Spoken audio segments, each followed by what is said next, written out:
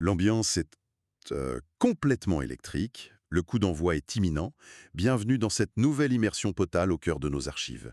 Bah bonjour, je suis vraiment ravie d'être là pour ce grand match. La mission d'aujourd'hui, c'est d'analyser la carrière internationale épique, majestueuse et dramatique de Zinedine Zidane avec l'équipe de France. C'est une trajectoire fascinante, oui. Et on a un tas de documents super riches aujourd'hui. Exactement. On a des articles sportifs historiques, des archives de la FIFA et des recherches sociologiques sur l'impact du sport dans la société française. Alors, décortiquons tout ça. Et pour bien comprendre, il faut revenir au tout début. Les documents montrent que c'est pas juste de la tactique, c'est l'histoire d'un joueur devenu le point focal d'un pays. On commence sur les chapeaux de roue. Le 17 août 1994, la France est menée 2-0 par la République tchèque. Et là, Et là, à la 63e minute, un jeune de 22 ans remplace Corentin Martins. c'est fou en fait.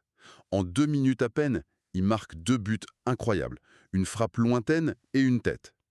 En lisant ça, on se demande vraiment comment un novice peut prendre le contrôle comme ça.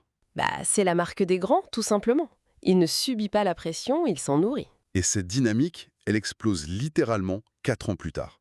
La finale du Mondial 98 face au Brésil de Ronaldo.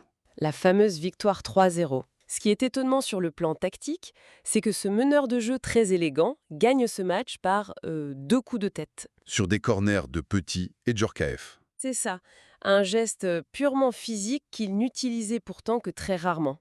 Au-delà du terrain, c'est là que les recherches sociologiques deviennent cruciales.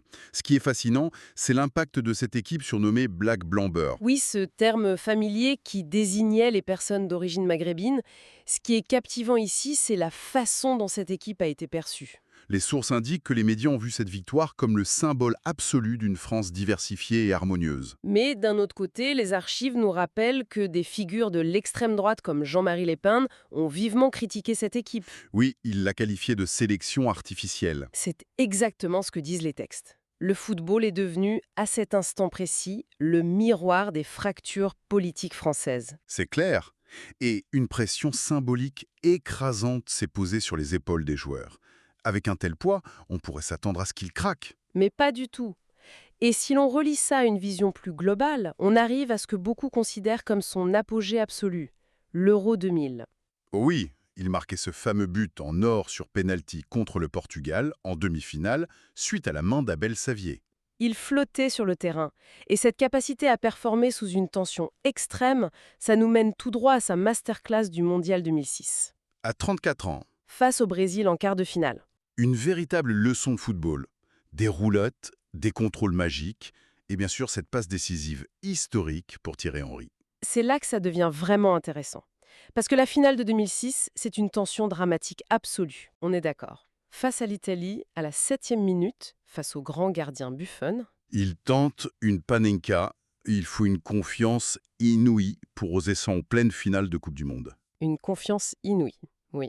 Mais le drame, c'est à la 110e minute. Le tristement célèbre coup de tête sur Marco Materazzi. Après une provocation verbale de l'Italien, oui. Et le carton rouge brandi par l'arbitre Horacio Elizondo. L'image de Zidane quittant le terrain, qui passe devant le trophée sans même le regarder, c'est gravé dans les mémoires. Cela soulève une question très importante. Quelle est la véritable pression qui pèse sur ces icônes sportives? C'est vrai, on voit que le génie suprême cohabite avec une immense vulnérabilité humaine.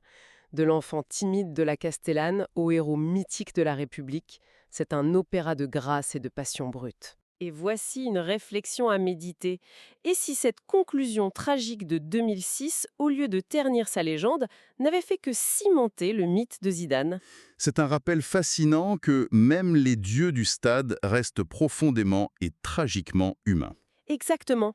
C'est vraiment une réflexion à garder en tête bien après le coup de sifflet final. Quelle plongée incroyable! Salutations enthousiastes et vibrantes, on se retrouve très vite pour décortiquer de nouvelles archives.